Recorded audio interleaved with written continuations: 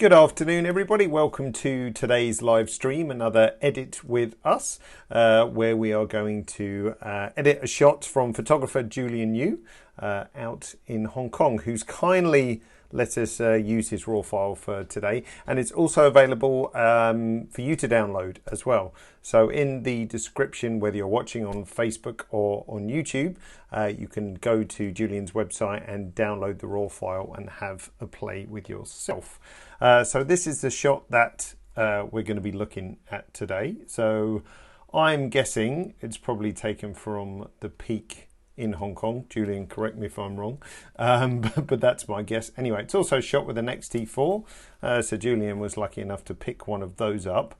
Now this is how it comes out of camera, and as I said, this is how it will look when you download it as well, for you to have a try. This is a little go I had not long before the live transmission started as well, and then this was Julian's take on it as well. He's gone for a cooler, more sort of icy look as well. So let's see what we come up with in this broadcast. It's probably not going to look like any of those, but I'll take you through the various different techniques that we used to get to this point anyway. So let's just hide our browser for 1 second so we've got a bit more room as well. And of course in, let's just come out of that tool. Let's make sure I'm reset. There we go. So it is out of camera. Don't forget to let us know any questions in the comments as well. I try and keep an eye on those, and also where you're listening from as well. It's always nice to know in the world where you are. Okay, so first things first, obviously this is taken up from a high viewpoint looking down. Do I want to correct the perspective? I think I do a small amount actually. Just need to move my laptop screen so I can see what on earth I'm doing.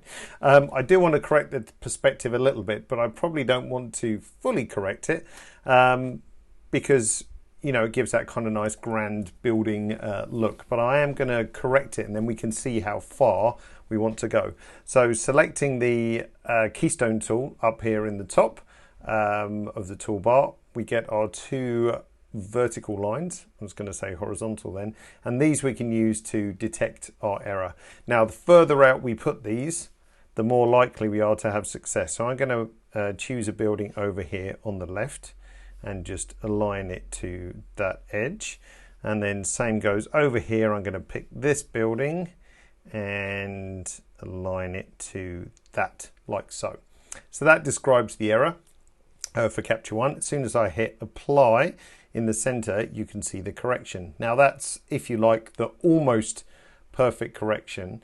If we go over to our Keystone tool, you can see capture one has calculated essentially what's required to get that near perfect correction.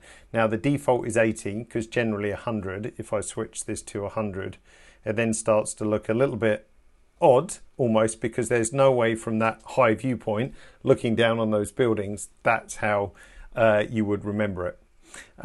So the default is 80 because it tends to be just that bit more realistic regardless of viewpoint and so on.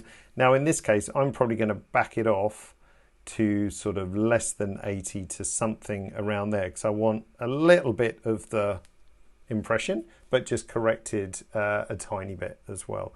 So I think I'm going to go with that. Now I'm going to switch to my crop tool and then just squeeze the crop a little bit like so. So that gives us a good starting point to begin editing as well. Now exposure wise, I'm guessing Julian shot this probably late afternoon, evening. Let's just have a look on the metadata. Assuming you set your clock correctly, Julian. Apparently it's 7:05. So I don't want it to make it look like daytime because that would be a bit pointless. And we've got that, you know, lights on in the tower blocks and so on. So it should have that evening look about it as well. So lifting up the exposure too much is kind of not really going to be my goal, but it could probably do with a little bit of brightening. I'm careful not to make this tower too bright. Oh look, we can see that Julian did set his time correctly because it's 7:05 on the clock tower. So good job, Julian, for doing so. Nice that we had that verified. So what was I going to do? So I lifted the exposure a tiny bit, and I might just bring up the brightness, which is just going to lift the midtones slightly as well. Now it's a bit on the flat side, so if we go to our levels, let's just have a look at the levels and hit auto and see what that does, just to remove some of the flatness of it a little bit. Now when it comes to high dynamic range, we've got some choices here as well. Certainly with the highlights and whites, we can see what that does to the lighting to some extent. But when it comes to the shadows and the blacks, then we can make some choices on how that's going to change the atmosphere, almost. We know it's evening, because the clock has confirmed that. So we don't want to make it look too flat, because that's not really how it's represented in real life. So if I bring up the shadows to something like this, I quite like the effect, but now maybe I'm losing some of the evening atmosphere. So I'm going to bring that back a little bit, and I might even darken the blacks slightly as well, just so that the lighting stands out a little bit more as well. So I think I quite like that actually. And now I'm going to add some clarity, which will bring in, probably not that much, just a touch. I might do more in the background, but that's about right for the buildings in the front. Now, if we zoom into 100%, we can see we got lots of super nice detail. Now, as it's architectural detail, it's possible that we can improve that a little bit with the structure slider. Now, depending how sharp the lens is, how in focus the shot is, if there's any motion blur, those kinds of things, like the better quality starting point you have, the more you can push structure. So it's not like we can suddenly bring detail out of something that doesn't have detail, but we can enhance what's already there. So if I bump this up, and I'm going to be careful a little bit, then let's go to around 6. If I click and hold on the name structure, you can see before and after. I could probably go a bit more actually. Don't want to over sharpen, that's the thing. So before and after. And then if we look here, just want to make sure it's not making anything look bad in that respect. Let's click on before, on structure, and afterwards. No, that's fine. It's actually bringing out a nice amount of detail as well. So did I add any contrast? No, I didn't. We might be able to do a tiny bit, but if I do, now it's starting to maybe make the blacks a bit too dark. So it's kind of a juggling act between all those different sliders as well. So there's no reason why we can't kind of bounce back and forth a little bit between those. Now white balance, I'm actually going to leave it as shot. Now Julian, when he did his editing, he went for that icy cool look, which I like as well. But I'm going to stick with that and then do something with a color balance tool instead, I think. Is it wonky? I'm just thinking maybe if I needs to have a little rotate that way. So I've clicked in the rotation and flip box, and I'm using the cursor key, shift down, just to rotate it a little bit. I think it was ever so slightly wonky. I'll probably go back and change it in a minute, but there we go. So almost there, but what I want to do is maybe just fix the haze a tiny bit in the background. Now, having been to Hong Kong lots of times myself, it's pretty much what it looks like. So again, don't want to make it unrealistic, but if I choose my gradation filter here and just drag down and hold on shift, that's going to keep it straight for me. Let's go. So if I hold my shift key down, that's going to bring it nice and straight. That's good. And I don't want it to fall too much into the buildings. So what I'm going to do is change this gradation from like a 100 to 0 fall off, because this is where the mask is at 100, 50 in the middle, opacity we're talking, and 0 down to the last part. So what I want to do is hold my Alt key down and then just bring this up, because then I can make it asymmetric. Whoops, except I took my key off too quickly. So let's try that again. So let's do that. There we go, that's better, and pull that down a bit. So now this is just going to affect the top there. So I might add a tiny bit more clarity in that section, just a little bit as well.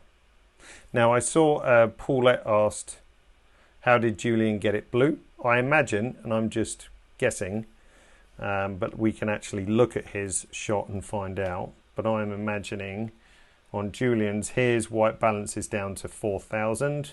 Where I am now is about, quite a bit higher. So if on my background layer I drop that down, then you can start to see that cool effect, which also looks nice. But I'm going to try and do something with the color balance tool, which might totally fail, but we shall find out.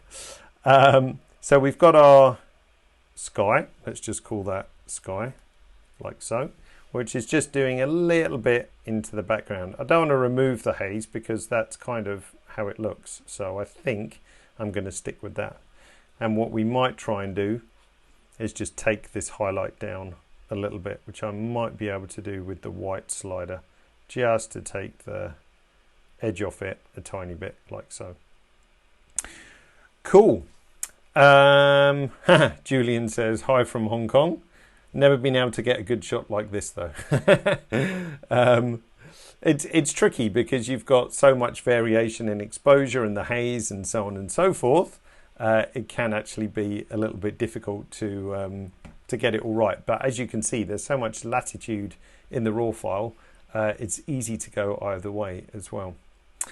And a good timely question from Uyin, if I got that right. Some clarity, haha, like the joke, on the difference between clarity and structure. Yeah, structure is working on a very tiny area, if you like. So structure will just help to improve those micro details, like all this fine architecture detail, like fur on animals.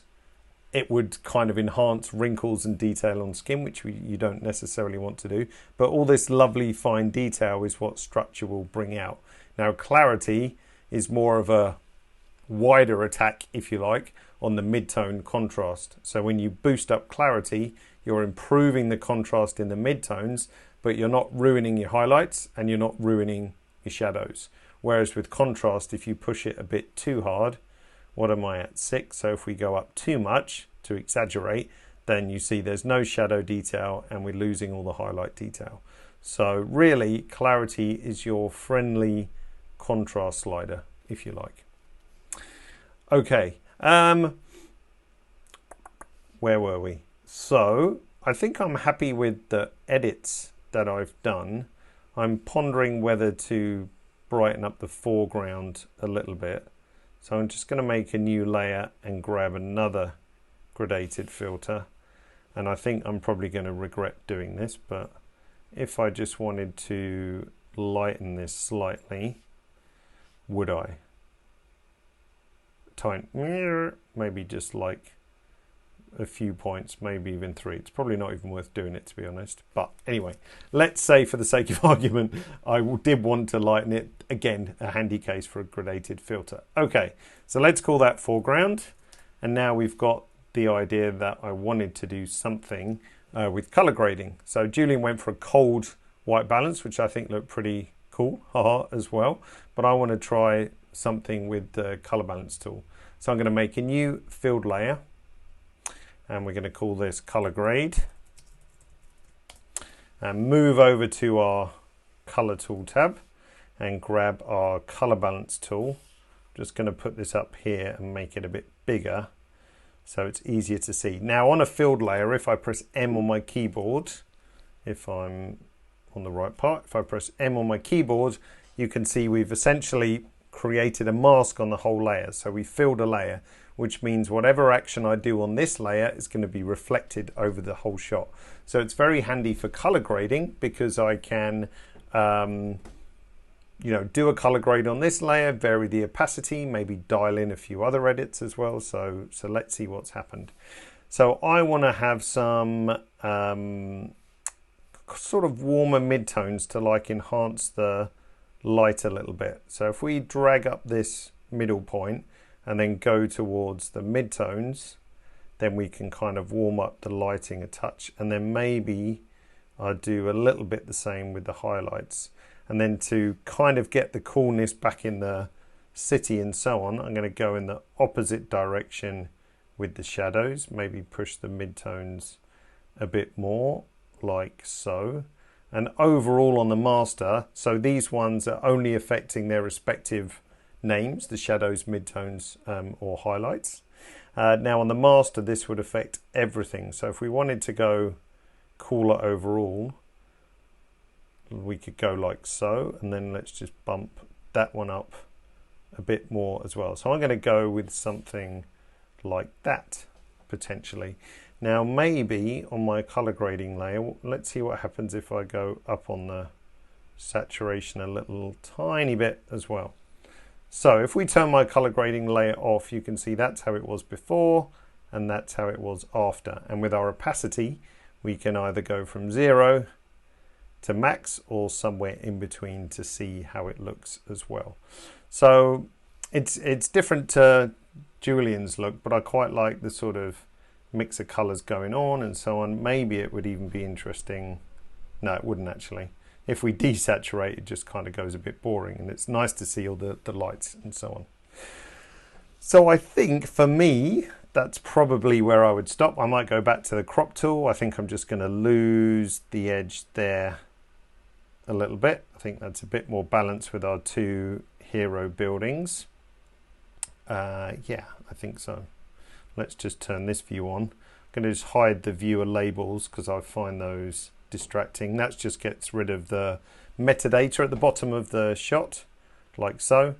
And then don't forget, if you want to kind of frame it, we can right click up the top here and we can choose different background colors. So if we were going to print this, I'd probably stick it on white just to see how it looks on a white paper background, for example. Let's just hide me a second. I think that looks pretty nice. One to print, Julian, for the wall perhaps. Whoops, wrong scene. Let's go back to that. Okay, let's have a look at a couple of questions. Oh, that's quite a good one from Vivek asking DNG images taken on the phone. Can I achieve similar results? Depends on the phone really, but I have seen some quite impressive DNG editing, and Capture One supports DNG. So my best advice is to give it a try. Phones are getting better and better. It's kind of impressive what you can do with a little tiny camera lens these days. So give it a try, I think is the best effect. Oh, a long question from Krish Nakumar. Are the layer edits cumulative in nature? Yes, so it is cumulative. So basically, if I did +1 stop on one layer and then +0.5 stop on the next layer, then the total would be 1.5 is the best way to think of it. So the layers aren't cancelling each other out, they're additive. So they are adding to each other. So that's a good question for sure. Let's pick up one from YouTube. Let's see. Oh, that's a good question, Alice. Can you copy a setting from one layer with gradient to another with a radial? No, what happens is when you do a copy paste on layers, if I hit the copy paste button up here in the layers tool, then you can decide which layer you want to copy across, but it gives you the mask and the adjustment. But let's say my foreground, which is the radial edit, the gradient edit, if you wanted that to be radial, there's no reason why you couldn't copy it and then just delete the mask. You can delete any mask by saying right click, clear mask, and then you could put any mask on top of that, like a radial. So you can kind of do it, but it's not like for like, of course. Okay, and let's take a question from the Unsung Hero. That's a good name. How many layers can you have? There is a limit. So there's a 16 layer limit. Now, generally, that's enough for 99% of workflows. If you need more than 16, then you're doing some pretty heavy stuff, I would imagine. The reason for the 16 limit is just computational. Of course, every layer you go through on a raw file, the maths is getting more and more complex. So at some point, it just becomes untenable to work with more layers than that. So 16 is definitely the limit. Oh, good one from question from Jeffrey. How often do we do live feeds? Normally, depending. It's Monday, Wednesday, Friday at the moment, as we're still generally stuck at home and not being able to go anywhere. So it's normally at this time, Monday, Wednesday, Friday. Occasionally on Thursday or a couple of times a month we do a longer form, which is around an hour as well. But you can always find it on the events page when we're going to go live as well. And a good question from Demetrius: does the sequence of layers matter? Nope, doesn't matter at all. So I could grab color grade and put this under here, and you see the shot doesn't change at all. So you can move the layers around, but it's just if you prefer to have them in some kind of order visually, but it makes no difference to the shot itself as well. Now, a few messages. Great offer on at the moment for those of you who are on Capture One, who are on an earlier version of Capture One, not Capture One 20, or you're not using Capture One. So if you upgrade or buy Capture One, you get a year's free photo storage on SmugMug on us. So it's a couple of different accounts, but details are on the description of this video. So if you've not yet upgraded to 20 or not using Capture One, now's a great time, because then you get a fantastic SmugMug account thrown in with it as well, and photo storage too. So check that out. Now, for the rest of the week, of course, we're going to be back on Wednesday and Friday with more live edits as well. So as I said, the links to that are in the description of this video. So click on those, and then you can always sign up for those new feeds. So hope you found that useful today. Julian, I hope I did your image justice as well. And then just as a recap, let's go back to, this is Julian's edit, like so. Let's bring that up. Let's just hide me for a second. Sorry, like so. So that's Julian's edit. And then we had the edit, which I did just before transmission. And then we had today's edit. Oh, look, I was obviously sitting on a wonky chair just now. And then also for recap, if we say image, new variant, then that's how it came out of the camera as well. So let's put those two guys next to each other just for comparison, and leave it at that. So thanks for joining us again today. Hope that was useful for you, and hope to see you on Wednesday and so on for the rest of the week. So enjoy your Monday, and see you all soon. Take care. Bye now.